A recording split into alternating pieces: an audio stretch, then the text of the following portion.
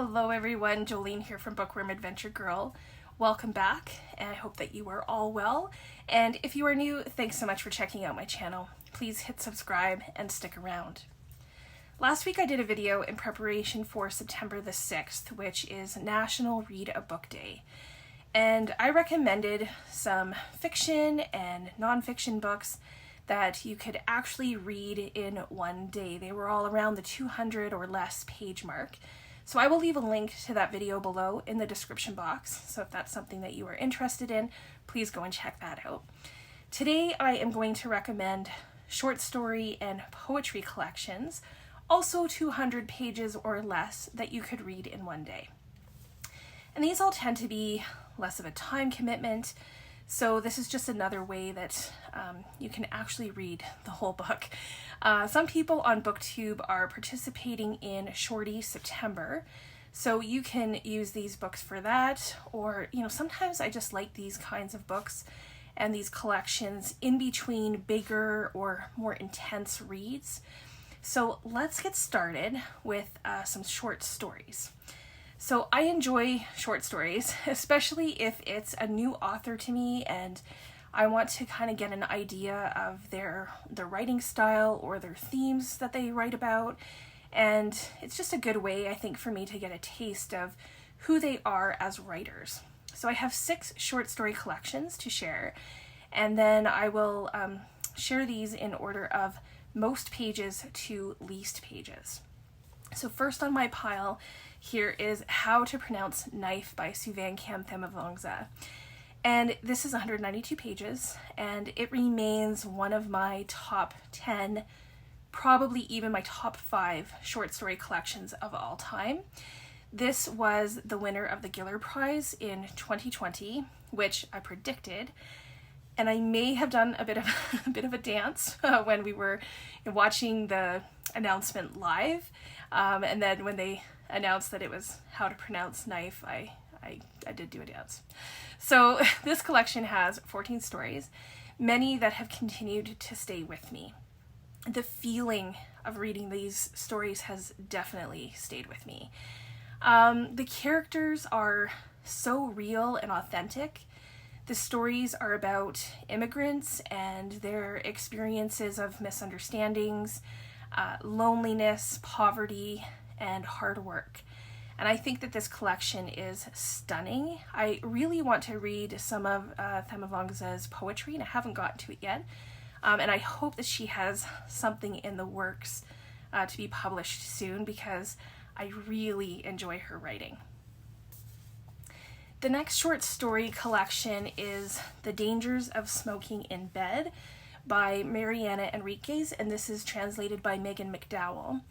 This is 187 pages, and if you like horror stories, stories that will make you feel a bit uncomfortable, but in a good way, then this is definitely a good collection for that. I was so impressed with Enriquez's writing, and I have another collection by her on my shelf that I still need to get to. She has a way of making you think everything is good and normal, and then you realize all of a sudden nothing is normal at all. So coming in at 179 pages is this next collection called The Secret Lives of Church Ladies by Deesha Philyaw. There are 9 stories in this collection, and each one explores the life of a different Black woman. And I loved the themes that these stories covered, like religion and community, relationships, sexuality, infidelity, feminism, and of course, secrets. And I think Peach Cobbler, was my favorite. I tended to enjoy the first half of the stories in this book more than the second half, but this is definitely worth a read, and I think I read it in just a few hours. For this next one, we are going back to my Mondays with Margaret days, and I am going to suggest the short story collection The Tent by Margaret Atwood. This is 176 pages, and I have an entire video dedicated to this collection, so I will definitely leave a link in the description box below if you're wanting more information about it, and you can check that out. This includes 35 short stories divided into 3 sections. And if you are familiar with Atwood's themes, then you will definitely recognize them in this collection. There are retellings or reimaginings. The Tent is about a writer and writing. There's stories about motherhood and our relationship to animals. So I would say, like, especially if you are new to Atwood and you want a sense of the themes that she writes about, then this is a really good place to start. Up next is I Feel Bad About My Neck by Nora Ephron, which is 137 pages. And Nora Ephron was a writer and filmmaker. Films like You've Got Mail, When Harry Met Sally, Sleepless in Seattle, among many others. And these stories are really her memoir, sharing Ephron's life in New York City, like daily struggles and growing older. And Ephron is known for her humor, and there are a few, funny moments in this collection. This was a light-hearted read, so it might be something nice to read in one sitting. The final book that I want to talk about, I couldn't find when I was looking for it, but I have talked about it a couple of times, and this is from Canadian author and fellow booktuber Philyaw from Attention. So, searching for Marilyn Monroe, Parables and Other Animals. This comes in at 120 pages, and Pei has been away from BookTube for a little while now, and he's been working on a new book that I can't wait to read, so Pei, I'm very excited. But Pei will be back, so I will leave a link to his channel below. And when I think of Pei's writing, I think clever, enduring, philosophical, and surprisingly deep. There's a lot of depth to it. And I don't mean that I'm surprised that Pei can write with depth. No, I think he does that very well. The surprise is that you don't see it coming in the story. So when it shows up, the impact is even greater. So this is definitely a collection to check out if you haven't already.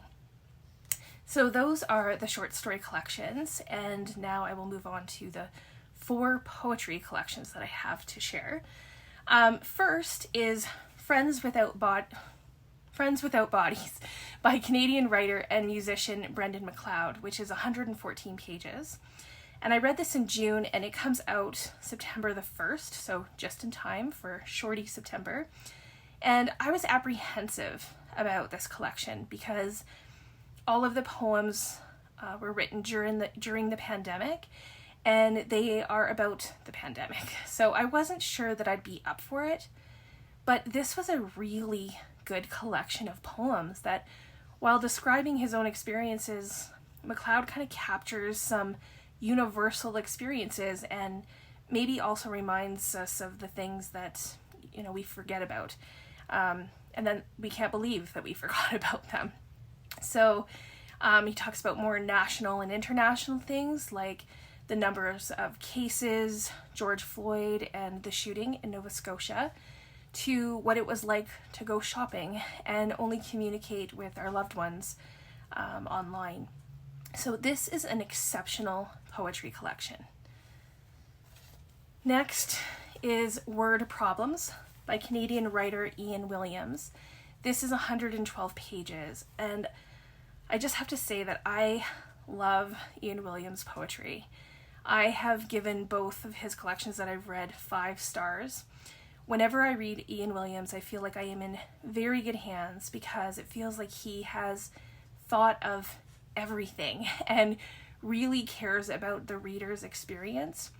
So the structure of the poem, the structure of the book, what it will look like, what it will feel like. He is another very clever writer who can make you laugh and then take you someplace else entirely, and you realize that you shouldn't have been laughing in the first place. Ian Williams' poetry has humor and depth, and I will definitely read anything that he writes. The next poetry collection is called I Wish I Could Be Peter Falk, and this is by Canadian writer Paul Zits, and this is a whopping 88 pages. I read this in February, not knowing what to expect, and it had me at its dedication. So all of the poems are inspired by Ryan Gosling quotes, which I thought was kind of a fun way to bring the poems together. The themes in this collection kind of give different perspectives on relationships and masculinity, which I found very interesting, and I really enjoyed this one, so I may read more by this author. And last, but certainly not least, is one of my top 5 poetry collections of all time, I think. Also by a Canadian, and that is 77 Fragments of a Familiar Ruin by Thomas King. This is 87 pages, and I believe that this is one of the very few, if not the only, collection of poetry that when I turned the last page, I wanted to start reading it all over again. I loved this collection. First, it is classic Thomas King when it comes to his humor, and he weaves that throughout the entire poetry collection that is really about some heavy topics. So in just a few words, a line or two, he can make you laugh, and then the next he makes a very profound statement that it kind of catches you off guard and you have to stop and rebalance yourself. The themes in this collection are also classic Thomas King. The poetry is about environmental issues, Indigenous issues, and our greed. And in a way, all 77 fragments are individual poems, but it also feels like they can't exist without all of the others. They have to kind of live collectively. So I really hope that Thomas King will write more poetry because he's very good at it.